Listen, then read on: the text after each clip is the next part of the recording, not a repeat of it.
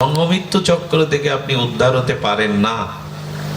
এক কথায় ভগবত ভজন বিনা দ্বিতীয় কোনো রাস্তা খোলা নেই আপনার আমার জন্য। এটাই বৈদান্তিক বেদান্তের ভাষ্য। ভয়ং দ্বিতীয়া অভিনিবেশ দিশাত পেতস্য বিপর্যয় স্মৃতি। তোমার স্মৃতি বিপর্যয় ঘটে গেছে, তুমি মোহগ্রস্ত হয়ে গেছো, তুমি কামনাসক্ত হয়ে গেছো একটা কারণে। দ্বিতীয় বস্তুতে অভিনিবেশ এসছে, ভগবত চরণ ব্যতীত অন্য বস্তুতে তোমার মনের অভিনিবেশ চলে গেছে। এটাই আমাদের ঋষি অনুশাসিত ভজন উপলব্ধির দার্শনিক বিচার। এক ভজনের দ্বারাই কেবল তোমার জীবনে মঙ্গল হতে পারে। রাম ভকত বিনা সুকত নাহি কই। এই জগৎ ভগবত ভক্তি বিনা দুঃখ নিবৃত্তির অন্য কোনো উপায় খোলা নেই। দুঃখকে নিয়েই তো আমাদের যত যন্ত্রণা। কেন জীবনে দুঃখ আসবে? এই দুঃখকে বিতাড়িত করবার, চিরতরের মূল উৎপটন করবার মূল মন্ত্রই আমরা শুনেছি, উপলব্ধিতে আসেনি। আমরা জেনেছি, আমাদের জীবনে কাজে লাগাইনি।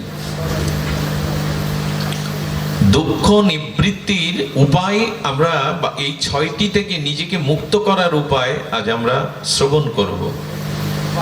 দেখুন, মানুষ জন্ম থেকেই যে প্রতিকূলতার সম্মুখীন হয়, জরা ব্যাধি দুঃখ মান অপমান কষ্টের সম্মুখীন হয়, ভয়ের সম্মুখীন হয়, এই দুঃখটা, আচ্ছা পৃথিবীতে এমন কোন শিশু বা আমরা পৃথিবীতে যারা ভূমিষ্ঠ হয়েছিলাম সেদিন কাঁদিনি এমন কেউ আছে? পৃথিবীতে মাতৃগর্ভ হতে যেদিন শিশু ভূমিষ্ঠ হয় ওই সময় শিশু কাঁদেনি এমন কেউ আছে?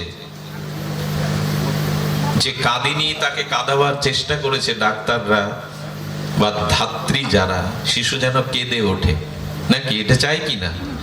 জীবনের শুরুটা তো কান্না দিয়ে, জীবনের সূচনা হয়েছে ক্রন্দন নিয়ে। এই ক্রন্দন কেন? ক্রন্দন এই জন্য যে আমি এই যে জন্ম মৃত্যু জরা ব্যাধি একটা কবলিত কালের জায়গায় এসে পড়েছি, এই মৃত্যুময় কূপে এসে পড়েছি। এই জন্য বিধাতা জানাচ্ছেন যে কান্না দিয়েই, দুঃখ দিয়েই তোমার জীবন শুরু হলো। ভূমিষ্ঠ হলে তো কাঁদলে, না কাঁদলে তোমাকে কাঁদাবে। আর যদি মোটেও না কাঁদে, জানবেন সে মৃত, সে জগতে জীবিত নেই বা অসুস্থ। তার মানে কান্নাটাই আমাদের জীবনের স্বাভাবিক সূচনা, শুভ আরম্ভ। শুভ আরম্ভ বলবো এই জন্য, এই দুঃখটা, কান্নাটা কিন্তু জন্মের পরে শুরু হয়নি, মাতৃগর্ভ থেকেই তার দুঃখ শুরু হয়েছে।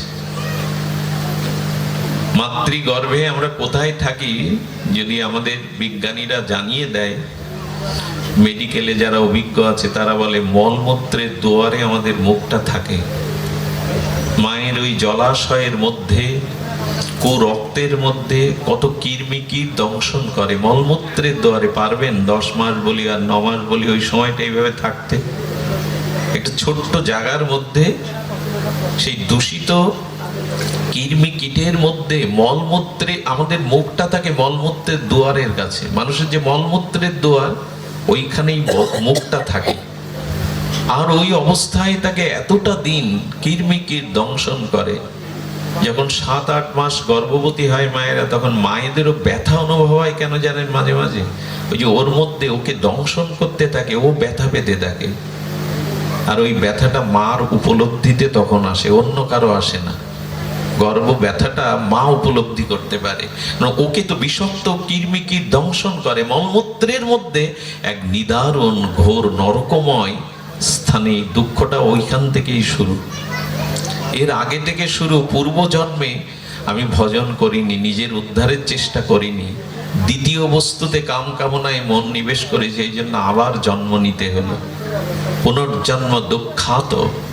শিবাষ্টকে বলা হয়েছে মানুষের সমস্ত দুঃখের কারণ হলো পুনর্জন্ম। যদি জন্ম না হতো মৃত্যু আসতো আমার কাছে, যদি জন্ম না হতো কর্মফল ভোগ করতে হতো আমাকে, যদি জন্ম না হতো অপযশ এগুলো কলঙ্ক নিতে হতো আমাকে। জন্মই তো দুঃখের কারণ। আর জন্ম হয়েছে কেন? গত জন্মে কর্মফল তোমার শোধ হয়নি, কাম কামনা তোমার যায়নি, বাসনা তুমি একেবারে নিঃশেষ করতে পারোনি। দিল্লির একটা ঘটনা শুনুন। দুই বন্ধু ব্যবসায় লাভলো।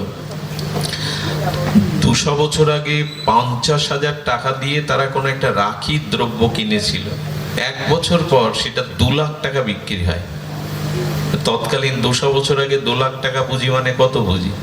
এরা আকাশে উঠছে আনন্দে।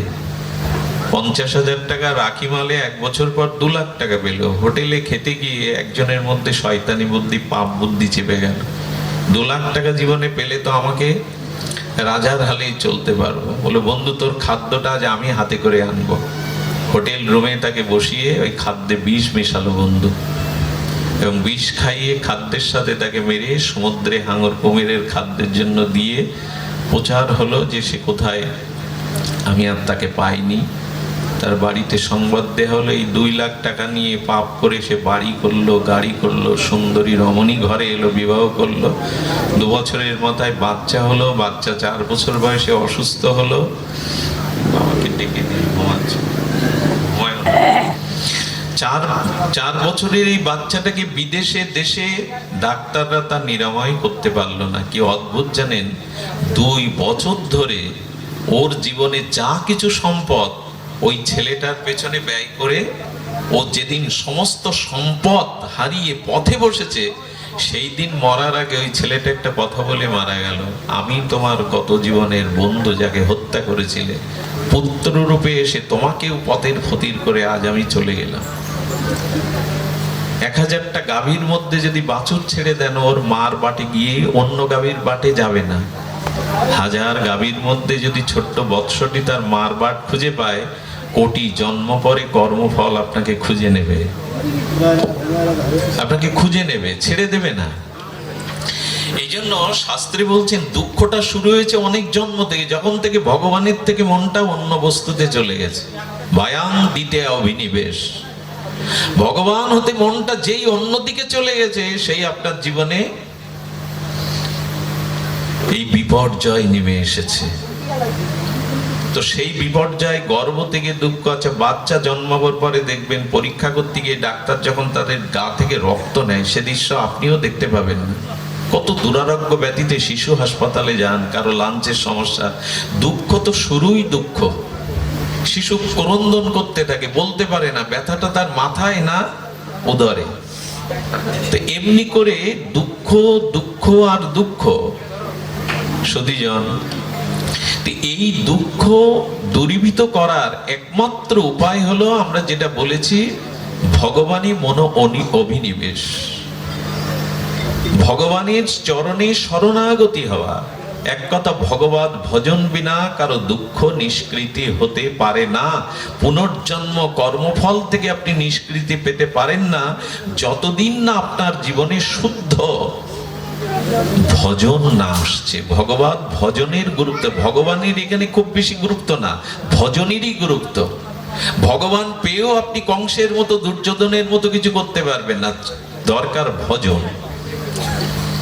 বোঝা যায় কথা? ভগবান তো কংসও পেল, কি কাজ হলো তার? দুর্যোধনের সামনে কৃষ্ণকে সে বন্দী বানাতে চেয়েছে রাজ ক্ষমতার দ্বারা। তো ভগবান পেলে কি হবে আপনার যদি ভজন না থাকে? এই জন্য ভগবানের থেকে গুরুত্ব দেওয়া হয়েছে ভগবত ভজনের প্রতি।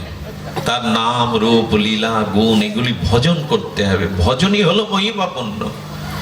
ভজন না করলে, ভাবনা এলে, স্নেহ মমতা ভগবানের প্রতি না গেলে, অনন্য মমতা না গেলে ভগবানকে পাওয়া নয়। একটা ইক্ষুদণ্ডের মধ্যে রস আছে, আস্বাদন আছে, শিশুর কাছে দিলে ও চর্বিত চর্বণ করে রস আস্বাদন করতে পারবে না, শিশুর সে ক্ষমতা নাই। অথচ আখের মধ্যে রস আছে, আস্বাদন আছে। তেমন ভজন না থাকলে, মহৎ কৃপা না থাকলে ইক্ষুদণ্ডের মতো ভগবানকে পেয়েও আপনি আস্বাদন করতে পারবেন না, কিছু কাজ হবে না। ভজন চাই। এই যে হরিকথা শ্রবণ করছেন, এটি ভজনের প্রধান দুয়ার, প্রধান অঙ্গ। সাধুমুখে হরিকথা, এটা যতদিন রুচি না হবে ততদিন পূজা পার্বণ, দান ধ্যান, পুণ্য কর্ম আপনার কাজে আসবে না। খুব শক্ত কথা বলে দিলাম, কথাটা ভাগবত বলছেন। আপনি দান ধ্যান, পুণ্য কর্ম, তীর্থযাত্রা যত কিছুই করেন, সেই দিনই এটা গ্রহণ করবে ভগবান যেদিন হরিকথাতে রুচি হবে আপনার। ভাগবতজি বলেছেন, সবই পুংসং বিশ্বাস কেন কথা সুজা ন উৎপদায় যদি রতিং শ্রম এবহি কেবলম। যতই সুন্দরী রমণী হোক, যতই তাকে সালঙ্কার অলঙ্কার পরানো হোক, যদি তাকে বিবস্ত্র করে রাখা হয়, উলঙ্গ করে রাখা হয়, সে যেমন ধিক্কৃত হয়। ধানের তুষকে আঘাত করলে চাউল সারাদিনেও পাবেন না, তেমনি যার হরিকথাতে, সাধু সঙ্গে হরিকথাতে রুচি হয়নি, সে যতই দান ধ্যান পুণ্যকর্ম ব্রত করুক, ভগবান সেগুলি গ্রহণ করবেন না যতদিন আপনার সাধু মুখে হরিকথাতে রুচি না হবে। যেখানে যেখানে দেখবেন ভাগবত অধ্যয়ন নাই, ভাগবত পাঠ নাই, শুধু পূজা পার্বণ আনন্দ মেলা মিলন এগুলি আছে, জানবেন সেখানে শুদ্ধ ভক্তের বড় অভাব, শাস্ত্রীয় বিধিবিধানের বড় অভাব। আগে ভগবানের কথায় রুচি আসতে হবে, তার নাম রূপ লীলাতে সাধুমুখে রুচি আসতে হবে, তবে আপনার জীবনে স্বভাব সংশোধন আসবে। এই জন্য বললেন শ্রম এবহি, আগে যা করেছেন সবকিছু বৃথা ব্যর্থ হয়ে যাবে যদি সাধুমুখে হরিকথাতে আপনার রুচি না হয়। এটা তো অনেক ক্ষেত্রে আছে, ক্ষেত্র আছে সেখানে এর বড় অভাব, ভাগবত শ্রবণের বড় অভাব। এটা মানসিকভাবে দেখুন, সাধু সঙ্গে হরিকথা শ্রবণটা নিজের ভাগ্যে হয় না। ঈশ্বর যদি কারো প্রতি বিশেষ দৃষ্টি দেয়, কৃপা করে, তখনই সেই জীব হৃদয়ে ভগবত প্রেরিত কৃপা শক্তি দিয়ে সে সাধু সঙ্গে হরিকথা শোনার ভাগ্য পায়। যে সকলের ভাগ্যে হয় না। এই গ্রামে আরো মানুষ আছে, এর পাশেও অনেক মানুষ আছে, এই ভাগ্য তাদেরই হবে, বিশেষ করে ভগবান যাদেরকে কৃপা করেন। ভগবানের কৃপা কি নিরপেক্ষ না? সবাইকে কৃপা করছেন না কেন? সবাইকে হরিকথা শোনার প্রেরণা দিচ্ছেন না? ওনার কৃপা কি নিরপেক্ষ হারিয়েছে? নিরপেক্ষ হারায়নি। পূর্ব জন্মের পূর্ণকৃত রাশি একত্রিত হলে ভগবান তার প্রতি কৃপা দৃষ্টি দিলে তখনই সে হরিকথা শ্রবণে তার রুচি আসে। এই জন্য প্রথম কাজ হলো শ্রবণ। সাধু মুখে, তত্ত্বজ্ঞ ভক্তের মুখে হরিকথা শুনতে হবে, এছাড়া দ্বিতীয় কোনো পথ খোলা নেই রাস্তা পাওয়ার।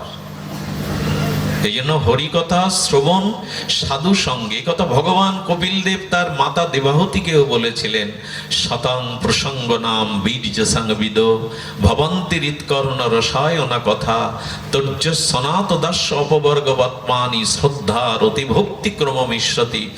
ক্রমে ক্রমে তোমার রতি ভাব প্রেম ভক্তি আসবে কিসে? শতং প্রসঙ্গ নাম, সাধুমুখে হরিকথা শ্রবণ করো।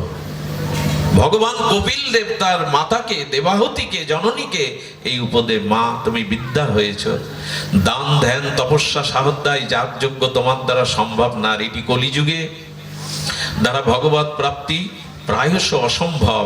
এই জন্য তোমার প্রতি আমার এই উপদেশ, সন্তান হয়ে মাকে ভগবান উপদেশ দিচ্ছেন, যাও যেখানে সাধুগণ মিলিত হয়ে, ভক্তগণ মিলিত হয়ে, নির্মল চিত্র ভজনানন্দী সাধুগণ একত্রিত হয়ে হরিকথা বলছেন, তার মাঝে গিয়ে বসো। ভজন সাধন অনুভূতি সাধু হৃদয় থেকে জীবাণুর মতো তোমার হৃদয়ে চলে যাবে। যেমন সংক্রামিত সংক্রামক ব্যাধি যেমন একজনের ভেতর থেকে আরেকজনের ভেতরে চলে যায়, তেমন সাধু সঙ্গের মধ্যে হরিকথা শ্রবণ করলে ওই সাধুর জন্ম জন্মান্তরীণ ভজন অনুভূতিগুলো তোমার মধ্যে প্রবেশ করবে। যাও সাধু সঙ্গে হরিকথা শোনো, ভগবানের উপদেশ। হরিকথাতে যেখানে রুচি নাই, জানবেন সেখানে কোনো বিধি মার্গই নাই, সেখানে কোনো আচার আচরণের শুদ্ধতাই নাই। আগে তো জানবেন আপনি। আর এই 4.5 ঘন্টা 5 ঘন্টার পথ আসতে গিয়ে আমাকে 30 জায়গায় শুনতে হয়েছে কোন মোড় দিয়ে যেতে হবে। তো না জানলে পৌঁছাবেন কি করে আপনি লক্ষ্যে? জানতে গেলেই তো ভাগবত শুনতে হবে, সাধু মুখে, তত্ত্বজ্ঞের মুখে শুনতে হবে আমার পথ কোনটি, আমার কল্যাণের উপায় কোনটি, আমার মার্গ, আমার দিগদর্শন কোনটি। আজ আমরা হই হুল্লোড়ে মেতে থাকি, তাতে কি হলো জানি না, আমার স্বভাব সংশোধন হলো কিনা জানি না। এই জন্য পরীক্ষিত মহারাজের মতো 7 দিন পরময়োজার তিনিও ভাগবত শুনে দুর্লভ গোবিন্দ চরণ পেলেন 7 দিনে। কোন যাগযজ্ঞ করে কেন, 7 জন্ম ধরেও গোবিন্দ চরণ মুনি ঋষিরা যুগ যুগান্তর তপস্যা করেও পায় না। সাধুমুখে হরিকথা শুনে ব্রহ্মরন্ধ্র ফেটে পরীক্ষিত দুর্লভ গোবিন্দ চরণ পেয়ে গেল। আর অর্জুনের মতো বিদগ্ধ জনের মোহ দূর হলো ভগবানের কথা শুনে। যতদিন পূজা পার্বণ যাগ যজ্ঞ করবেন, তীর্থ পর্যটন দান ধ্যান, ততদিন ভগবান এটা স্বীকার করবে না যতদিন সাধু মুখে হরি কথা না শুনবে। তো এই জন্য মহৎ সঙ্গে মহৎ হরিকথা প্রসঙ্গটাই আমাদের আস্বাদনে ব্রতী হতে হবে, তবেই আমাদের জীবনের পরম কল্যাণ এবং মঙ্গল সূচিত হবে। এই জন্য দুঃখ থেকে নিবৃত্তির একটি উপায় হলো ভগবত ভজনে ব্রতী হওয়া। আপনারা এইদিকে ধ্যান দিন, বালু মাড়াই করলে তেল পাওয়া যাবে তো, না শস্য মাড়াই করলে তিল মাড়াই করলে তেল পাওয়া যাবে? কোনটা? বালু মাড়াই করলে তেল পাওয়া যাবে কি? কখনো যাবে না। তো তেমনি ভগবত ভজন বিনা আপনি জীবন সাক্ষাৎকার, জীবন পরিপূর্ণতা কখনো পাবেন না। আচ্ছা, জল মন্থন করলে মাখন উঠবে তো, না দুধ বা ঘোল মন্থন করলে উঠবে? কোনটা? জলও তো তরল, সারা দিন মন্থন করুন, মাখন উঠবে? তো আপনি জন্ম জন্মান্তরে শুধু সাংসারিক কর্ম করে যান, দান ধ্যান পুণ্য কর্ম করে যান, বলে তার দ্বারা নির্ভয় আসবে না, তার দ্বারা হৃদয়ে পরম শান্তি, দুঃখ নিবৃত্তি, অত্যান্তিক দুঃখ নিবৃত্তি হবে না। এই জন্য যে সেটি হলো দুধ মন্থন করলেই তার থেকে মাখন উঠবে, জল মন্থন করলে উঠবে না। তুলসী গোস্বামী এমন কথা বলে দিয়েছেন, কথার দিকে ধ্যান দিন। তুলসী গোস্বামী বলছেন, কচ্ছপের পিঠেও যদি কখনো লোম ওঠে, মানে চুল ওঠে, আকাশেও যদি কখনো ফুল ফোটে, যদি বন্ধা নারীকেও কেউ কখনো সন্তান হয়, হয়তো হতে পারে, যদি পৃথিবীর ধূলিকণাগুলো বিজ্ঞানীরা সংখ্যা গুণে দিতে পারে, আকাশের নক্ষত্র তারার সংখ্যা কত গুনতে পারে, তবে বিনা ভজনে কেউ শান্তি পেতে পারে না, এটা লিখে নাও। তুলসীদাস গোস্বামী বলছেন, বিনা ভজনে কেউ শান্তি পেতে, ওনাকে বসতে দিন। জয় শ্রী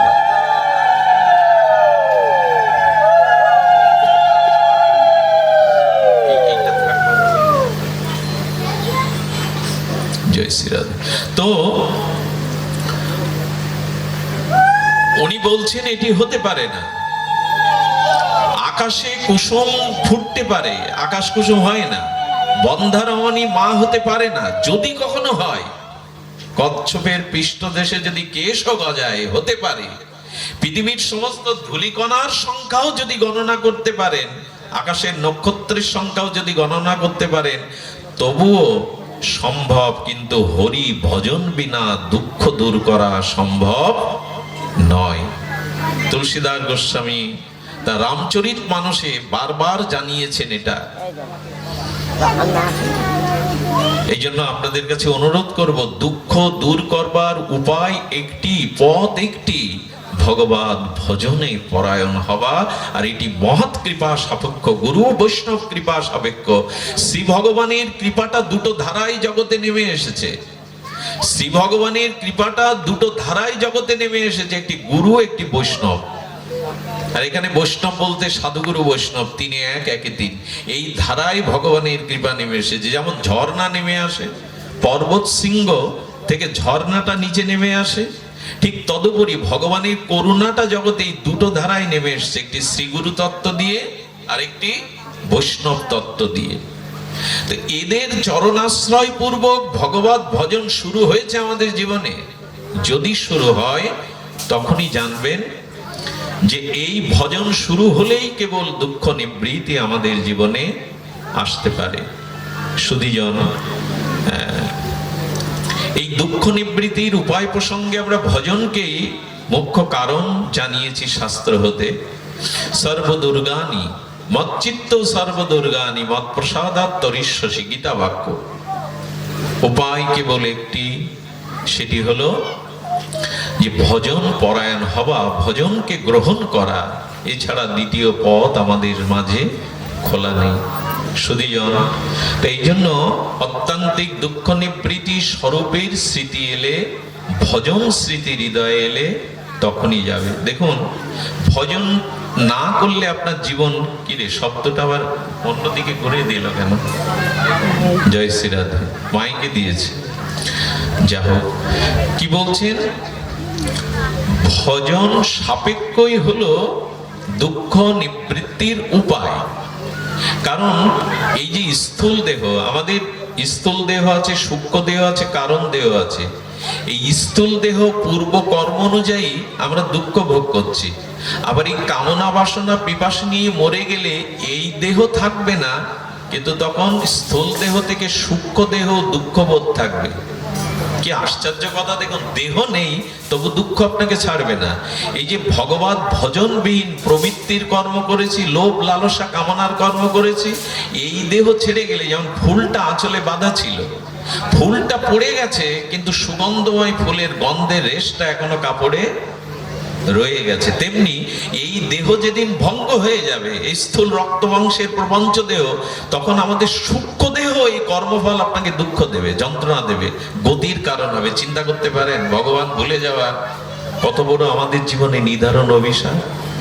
দেহ থাকতেও ভোগ করছি জরা ব্যাধি দুঃখ কষ্ট অপযশ অপমান, আবার দেহ চলে গেলে ওই কর্ম, ভগবত বিহীন কর্ম, ভগবত বিমুখ কর্ম সূক্ষ্ম শরীরেও আপনার গতি হতে দেবে না, যন্ত্রণা করবে, যন্ত্রণা কাতর। এই জন্য স্বরূপে যেদিন ফিরে না যাবেন, ভগবানের নিত্য দাস তত্ত্বে যতদিন ফিরে না যাবেন, ততদিন মৃত্যুর পরেও দুঃখ আপনার পিছনে ঘুরে বেড়াবে, আপনার জীবাত্মাটাকে যন্ত্রণায় কাতর করবে, অধগতি করবে, ঊর্ধ্বগতি হতে দেবে না। এসব কথা ভাবলে ভজন না করে পারা যায়? দেহ চলে গেলেও, দেহে পুড়িয়ে গেলেই সব হয়ে গেল, ছাই করে দিলেন মানে আমার দুঃখ চলে গেল, পাপ চলে গেল, কর্ম চলে গেল, এরকম ভাবনা ঠিক নয়। আমি মরলাম, আমার দেহটা পুড়িয়ে দিল, তো সাজা ভোগ করব, দুঃখ করব কি দিয়ে? বলেন তখন সূক্ষ্ম দেহেই তোমাকে নিম্নগামী হতে হবে, কষ্ট পেতে হবে, যন্ত্রণা পেতে হবে, দুঃখ তখনও তোমায় ছাড়বে না। একমাত্র উপায় স্বরূপে ফিরে এসো, নিজের পরিচয়ে ফিরে এসো। শাশ্বত স্বরূপে, স্বরূপ স্মৃতিতে ফিরে না আসা পর্যন্ত এটি যাবে না। দেখুন, জীবন সার্থক করার জন্য ভজন করা দরকার। কেমন জানেন, এক মহান আচার্য একটা পথ দিয়ে যাচ্ছেন, সামনে দেখছেন একটা পতিতালয়। খুব ধ্যান দিয়ে শুনুন, দৃষ্টান্তটা খুব মার্মিক দৃষ্টান্ত।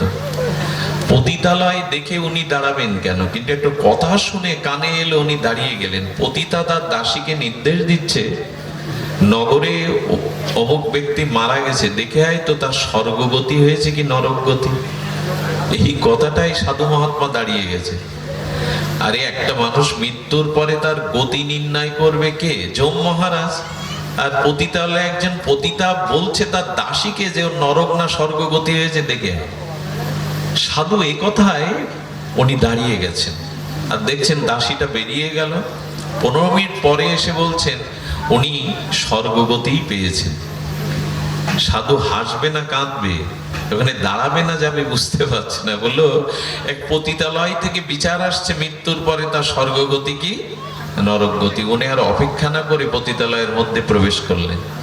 মহাত্মা আচার্য সন্ন্যাসীকে দেখে প্রণাম করলেন দূর থেকে। বাবা, আমরা তো অধিকারী নই, পাপী, আপনাকে কোথায় বসতে দেব, কি সেবা দেবে? বলে, সেবা নিতে তো আসিনি মা তোর ঘরে, আমি একটা কারণে এসেছি। একটু আগে তুমি যে বললে তোমার দাসীকে একজন মারা গেছে, তার স্বর্গগতি কি নরকগতি দেখে এসে তোমায় বললো স্বর্গগতি। এই রহস্যটা তুমি আমায় জানা, আমাকে সেবা করতে হবে না তোমার, তুমি রহস্যটা আমাকে জানা। বলি, এ তো সাধারণ, আপনি এর জন্য আমার ঘরে ঢুকেছেন, এটা সাধারণ, সবাই জানে। বাবাজি মহারাজ তখন বলছেন, সন্ন্যাসী আচার্য প্রবার বলছেন, না হেয়ালি না, তুমি বলো এই কারণটা। দাসীকে জিজ্ঞাসা করলো, দাসী উত্তর দিল, বলে, বাবা, আমার ক্ষুদ্র বুদ্ধিতে আমার যেটা মনে হয়েছে, শোনো, একটা মানুষ মারা যাওয়ার সাথে সাথে তার আশেপাশের লোক যদি আনন্দ পায়, মনে মনে খুশি হয়, গেছে, হ্যাঁ, শান্তি পেয়েছি, এবার বাতাস বইবে, সুবাতাস, যদি মিষ্টি মিলায়, তার মৃত্যুতে যদি অন্যের চিত্তে সুখ ভাবনা আসে না, তার অত্যাচারে, তার অন্যায়, তার ব্যবহারে, তার চরিত্র আমরা ছিলাম অতিষ্ঠ, মানুষটা গেছে, আমরা বেঁচে গেছি। বাবা, এই কথা যদি পাড়া প্রতিবেশী আশেপাশের লোক বলে না, আপনি লিখে দিতে পারেন ওর নরকগামী হয়েছে। আর যদি কারো মৃত্যুর পরে শোক নেমে আসে, বিরহ নেমে আসে, আহা, এমন মানুষকে হারালাম, এমন মানুষ জগতে বিরল। এভাবে যদি অন্তরে স্বতঃসিদ্ধভাবে কারো হৃদয়ে ব্যথা উপস্থিত হয়, আর জগৎ একটি মহৎ মানুষকে হারালো, কারো চোখে যদি বিন্দু বিন্দু বিরহ অশ্রু ঝরে, পরিবেশ যদি স্তব্ধ হয়ে যায়, যেমন মানুষ চলে গেল, দেখবেন আমাদের ভেতরে কামনা বাসনা পিপাসা, দেখবেন মন কিন্তু জরাগ্রস্ত হয় না। চোখের দৃষ্টি চলে যায়, চুল পেকে যায়, জীবনী শক্তি হ্রাস হয়ে যায়, হাত পা বল থাকে না ইন্দ্রিয়ে, কিন্তু মন কি ব্যাধিগ্রস্ত হয়? মন যৌবনাবতী হয়ে ওঠে আরো মৃত্যুর সময়। যা যা ভোগ করেছে ওই স্মৃতিগুলো মনে চলে আসে, মন কিন্তু বৃদ্ধ হয় না। সমস্ত ইন্দ্রিয় দেখবেন, সমস্ত ইন্দ্রিয়গুলো শিথিল হয়ে যায়, কিন্তু জিহ্বা শিথিল হয়? বরঞ্চ যত বয়স বাড়ে জিহ্বার লালসা আরো বাড়তে থাকে। কিছু কিছু জিনিস আছে প্রকৃতির নিয়মে জরাগ্রস্ত হয় না, যেমন মন দুর্বল হয়ে যায় না, চোখ কান নাক মুখ ইন্দ্রিয়ের মতো দুর্বল হয়ে যায় না। এই জন্য শাস্ত্রে বলছেন যে যদি বড় বিকট হাও হয়ে মারা যান, চোখ দুটো মার্বেলের মতো হয়ে বিকট হয়ে মারা গেলেন, জ্ঞানীরা কি বলে জানেন? ওর এখনো পিপাসা যায়নি, ওর অনেক পিপাসা বুকে নিয়ে মরেছে, নিশ্চিত ওর সদ্গতি হবে না। আমার বলবার অভিপ্রায় হলো, জীবনে এমন কিছু কর্ম করুন যাতে মৃত্যুতে অন্যের হৃদয়ে ব্যথা পৌঁছায়, হাহাকার ওঠে পরিবেশে। হরিদাস ঠাকুর যেদিন চলে গেল, মহাপ্রভু চোখের জল, কারো মৃত্যুতে কাঁদতে নেই এটা ভগবান বলেছেন, কিন্তু গৌর হরিদাসকে বুকে নিয়ে, হরিদাস চলে গেল প্রাণে বাঁচা ভার, প্রভু কাঁদছেন। হরিদাসকে বুকে নিয়ে প্রভু ক্রন্দন করছেন, ভিক্ষা করছেন। কেন? হরিদাস আছিল পৃথিবী শিরোমণি, তাহা বিনা রত্নশূন্য ভগবানও কাঁদছে এমন ভক্তের জন্য। তেমন আপনার মৃত্যুটা যদি অন্যের চোখে একটু বিরহ অশ্রু আনতে পারে, পরিবেশের সেই আপনার শূন্যতাটা বোধ করে, তবে জানবেন অধোগতি অন্তত আপনার হবে না। জীবন সার্থকের বিচারটা ওই পতিতার মুখে শুনে সাধু বাবা হাত জোড় করলেন, হ্যাঁ রে মা, এভাবেই তো জীবন গঠন করা উচিত, অন্তত যাতে আমার মৃত্যুটা একটা, মৃত্যুর পরে একটা গতি পাই আমি, যেন অধোগতির পথে না যেতে হয়। এই জন্য জীবনটা সার্থক করার জন্য আপনার আমার উচিত ভগবত ভজন, সদাচার, হরিনাম এগুলি গ্রহণ করা। কি এসে যায়? আমার মতো মানুষ কোটি কোটি মৃত্যুবরণ করলে তার জগতের কি ক্ষতি হবে? জগতের জন্য আমি যা করতে এসেছিলাম, জগৎ হিতার্থে, জগৎ প্রীতার্থে, ভগবত কল্যাণার্থে, ধর্মের স্থাপনের জন্য কি করেছি আমি জীবন দিয়ে? সেই বউ, ছেলে মেয়ে, টাকা পয়সা, চাকরি বাকরি, নিজের মান সম্মান, খাওয়া দাওয়া, এটা জীবন হতে পারে? আত্মকেন্দ্রিক ব্যক্তি এই জগতে ক্ষতির কারণ, উপকারের কারণ না। আজ পৃথিবীর এই দুর্দশা কেন? দুর্দশা একটি কারণে, আমরা আত্মকেন্দ্রিক, অন্যের জন্য বাঁচি না, আমরা অন্যের কথা ভাবি না, অন্যের কল্যাণের চিন্তা আমাদের মাথায় প্রায়শ থাকে না। এই জন্য শাস্ত্র বলেছেন যে জীবনটাকে সার্থক করার জন্য অন্তত সদাচার, হরিনাম, ভগবত ভজন গ্রহণ করো, তাতে মৃত্যুর পরে অন্তত অধোগতিতে যেতে হবে না, একটা উন্নত গতি পাবে, একটা পথ খুঁজে পাবে অন্তত। কারণ মৃত্যুর পরে আপনার আত্মীয় স্বজন, ধন সম্পদ, পদ প্রতিষ্ঠা, ডিগ্রি কোনো কাজে আসবে না। ওইখানে শরীর থাকবে না, আপনার এই জাগতিক কোনো পদার্থ ওই সময় পরকালে আপনার পথ দেখাতে পারবে না। ছোট একটা কথা বলি, আমরা আত্মীয় স্বজনের জন্য রক্তও দেই না, রক্তদান করি, তাদের জন্য জীবন যৌবন উৎসর্গও করি, তাদের মুখে হাসি ফোটাবার জন্য সারাটা জীবন ঘানি টানি। আচ্ছা, এই যাদের জন্য রক্ত দিলেন, অর্থ দিলেন, জীবনপাত করলেন, তারা মৃত্যুর পরে আপনার পাপের কোনো ভাগ নেবে? নেবে কি? নেবে না। এই জন্য শাস্ত্র বলছেন যে তোমার নিজের জীবনটাকে অন্তত প্রেম ভক্তি ভগবত প্রাপ্তি অনেক দূরে, মনুষ্য জীবনটা পেয়েছো, এটাও যদি কিঞ্চিত সার্থক করতে চাও, একটু এগিয়ে থাকতে চাও, তবুও তোমার ভজন করা উচিত। মৃত্যুর পথ যাতে তুমি একটা পথ খুঁজে পাও, পথ রচনা করতে পারো। তো মহাত্মা এই কথা শুনলেন। দেখুন, আরেকটি জিনিস বলি, জগতের দুঃখ নিয়ে জন্মাবার সাথে সাথে আমরা আরেকটি জিনিস জন্মেছি, ক্ষুধা। ক্ষুধা নেই কার এমন প্রাণী আছে জগতে? আচ্ছা, হিন্দিতে ক্ষুধাকে ভুক বলে। তো এক মহাজন টিকাতে লিখেছেন অদ্ভুত শব্দটা, সেটি ভুক। হিন্দিতে ক্ষুধাকে বলে ভুক। ভূতে মানে ভূ মানে ভুবন জগৎ, আর খতে আকাশ বলা হয়েছে। আকাশচারী প্রাণী থেকে এই পৃথিবীতে যত প্রাণী আছে সবার ক্ষুধা আছে। ক্ষুধা শব্দটা 2 অক্ষরের, কিন্তু এর ব্যাপকত্ব। এই 6টি জিনিস বিধাতার হাতে। আমাদের কর্মপ্রেরণায় কর্মফলে আসতে পারে, কিন্তু এই 6টি পরিস্থিতি থেকে আপনি নিজের কল্যাণ তুলে নিতে পারেন, নিজের মঙ্গল তুলে নিতে পারেন। এই জন্য ভগবান আপনাকে 2টো হাত দিয়েছেন, বিবেক দিয়েছেন, চেতনা দিয়েছেন। কেন? পরিস্থিতি তোমার জীবনে আসবে, কিন্তু এর থেকে তুমি তোমার মঙ্গলটা আদায় করে নিতে পারবে। অনেকটা কেমন, ড্রেনের দূষিত প্রদূষিত জল ওইটি গঙ্গার সাথে যদি স্রোতধারার সাথে যুক্ত করে দিতে পারেন, তবে স্রোতস্বিনী গঙ্গায় গিয়ে ড্রেনের প্রদূষিত জল গঙ্গা জলের রূপ নেয়। কিন্তু গঙ্গার জল তুলে যদি বিপরীতে ড্রেনের মধ্যে পাত্র করে দিয়ে দেন, তখন আর ওটা গঙ্গা জল থাকবে না। এইখানে দাও ভালো আছে। এখন বেলা 9টায়, রাত 9টায় মালা আনো, ভালো যাও। তো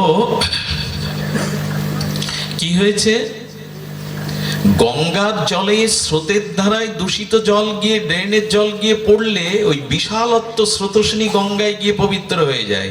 কেউ যদি ক্ষুদ্র নর্দমার মধ্যেই গঙ্গা জল ঢেলে দেন, গঙ্গা বাড়ি থাকবে না। কিন্তু পরিস্থিতি থেকে উত্তরণের জন্য 2টো হাত, পুরুষার্থ, চেষ্টা ভগবান আপনাকে করতে বলেছেন। আমার হাতে 6টি, কিন্তু এর থেকে উত্তরণের উপায় তোমার হাতে। এই জন্য তো তোমায় হাত দিয়েছি আমি। হাতটা নিয়ে গুটে বসে দেখো না, সব ভাগ্য। আচ্ছা, আমাদের ভাগ্য কিন্তু আমরাই রচনা করেছি, বিধাতা না, ভগবান না। তুলসীদাস গোস্বামী বলছেন, আমাদের ভাগ্য অন্য কেউ রচনা করেইনি। আমি পূর্ব জন্মে যেরূপ কর্ম করেছি, সেই কর্ম অনুযায়ী বিধাতা ফলটা আমাকে দিয়েছেন। এর রচয়িতা আপনি। ভাগ্যের উপরে দোষ দিয়ে যদি বসে থাকেন, হাত পা গুটিয়ে, চেষ্টা পুরুষার্থ যদি না করেন, আপনি কোটি কল্পকালেও এই জগৎ ব্রহ্মাণ্ড থেকে, চক্র থেকে নিষ্কৃতি পাবেন না।